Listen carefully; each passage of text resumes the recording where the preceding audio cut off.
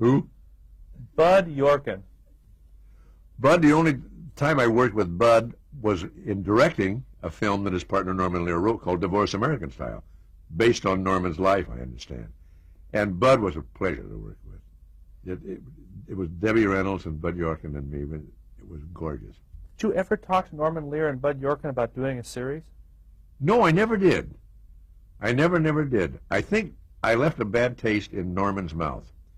I'll tell you one experience I had in Divorce American Style. I was supposed to be sitting at a bar with Joe, another name went. Bologna? No. Just a while ago. The guy from McHale's Navy, Joe. Oh, Joe. Wonderful comedy actor. We're supposed to be getting drunk. And I said, why don't we get some of that martini mix and I'll really drink those. And well, I did the whole scene several times, drank this terrible martini mix, got very drunk and very sick, and Norman Lear had to drive me home that night. And I think, I said, that's the stupidest thing I've ever seen an actor do in my life. And I think I don't want to work with him anymore. Carol Burnett. Well, Carol, I've known Carol since 1956 or 7, when she came to New York and did her I Love You, John Foster Dulles, and we both started appearing on the Gary Moore Show together. So we've known each other all those years, and she's considerably younger than I am, I must say. We're not contemporaries. She was really a kid then. I was 29, 30 years old. And we always thought we would work together more than we ever did. All the way through our careers, we kept thinking, but I went off into sitcoms. She did Once Upon a Mattress, and then became Carol Burnett, as we all know. And I never really had the chance. There was one opportunity I had to do the musical based on Four Poster. What was the name of that? I Do. Yeah, and she wanted me to do that with her, and I didn't have the chance to do it. I always wanted to work. Finally, we did, same time next year, at the Huntington Hartford Theater here. We did about 6 or 10 weeks together in that two-person show, and we broke all the box office records there. And that was my one time to really work with Carol, the way we had always wanted to. Julie Andrews. As I've said, there's something, she's as sweet and as grand as you would think. She is Julie Andrews, even in person, but I find her hard to approach because she is such English perfection. Did she ever criticize you on your English accent? You say it was terrible. Did she ever give you a hard time on No, she never did. No. Now, Julie wouldn't do that. Some of the other English people, but I think I was one of the few Americans in it. I think there was one or two other people who actually weren't British. You remember Arthur Treacher, who played the constable? He said, "You stink." Terrible accent.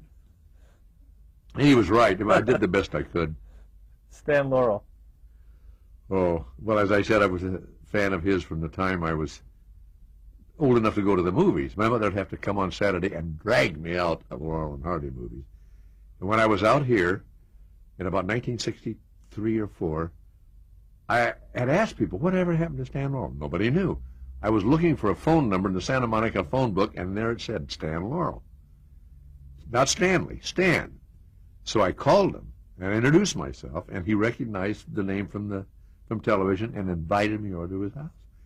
He was here in Santa Monica in an apartment, and I came in downstairs and pushed the number, and as I'm walking down the hall, he sticks his head out and says, "Hello, Dickie." And that was it.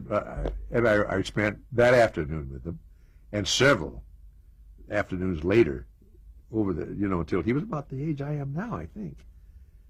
And he loved to reminisce. So like this occasion, all I did was pump him with questions.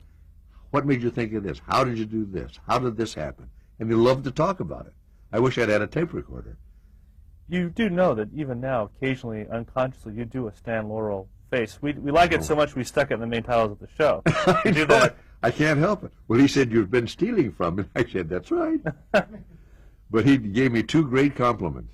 He said, "Dickie, if anybody ever plays me, I want you to."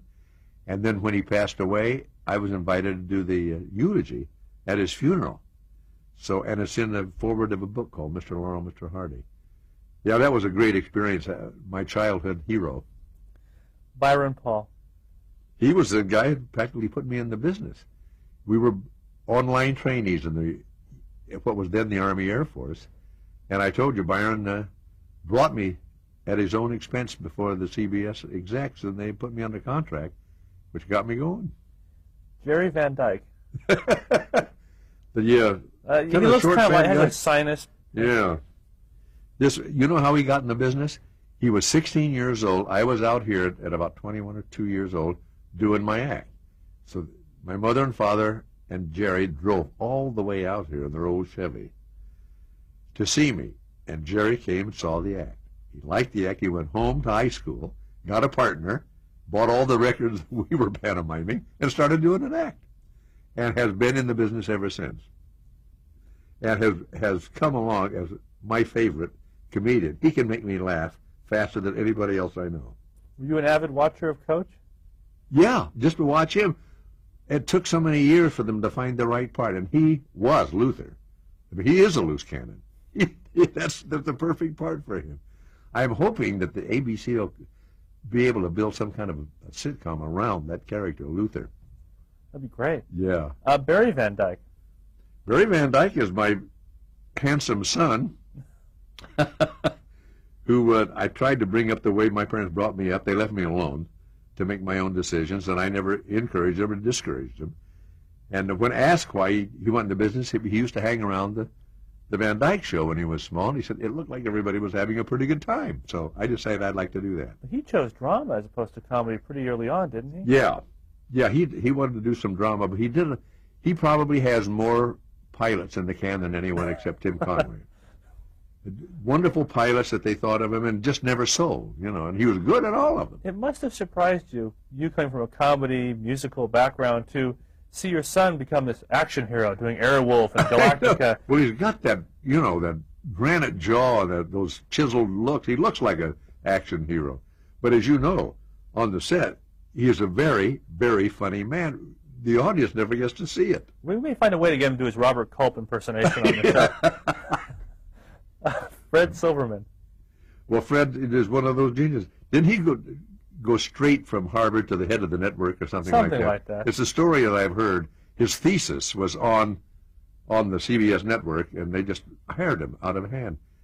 He's a genius at what he does. As I say, has become a friend over the years, and a man who's enjoying his life, mellowed out considerably if you knew him a long time ago. And he'll admit he's a different human being today, but still, he's one of those guys, he'll throw 20 ideas at you. 5 of them will be really good, but he'll sell the 15 bad ones just as hard as he sells the good ones. He's a salesman.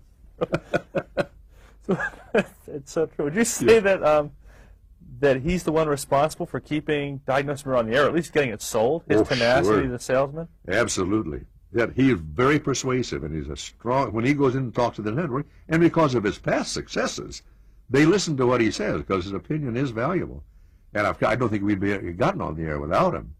And he's been instrumental in keeping us on the air. He's a figure. I hope you guys have interviewed him. He is one of the figures of the past 30 years in television that's important. Is there anything we haven't asked you'd like to add or weren't clever enough to remember? No, you've covered just about everybody that I can think of, especially all the people that I admire the most. I can't think of anybody else. Well, thank you so much for taking the time to chat. See, it wasn't any time at all. Didn't seem like it.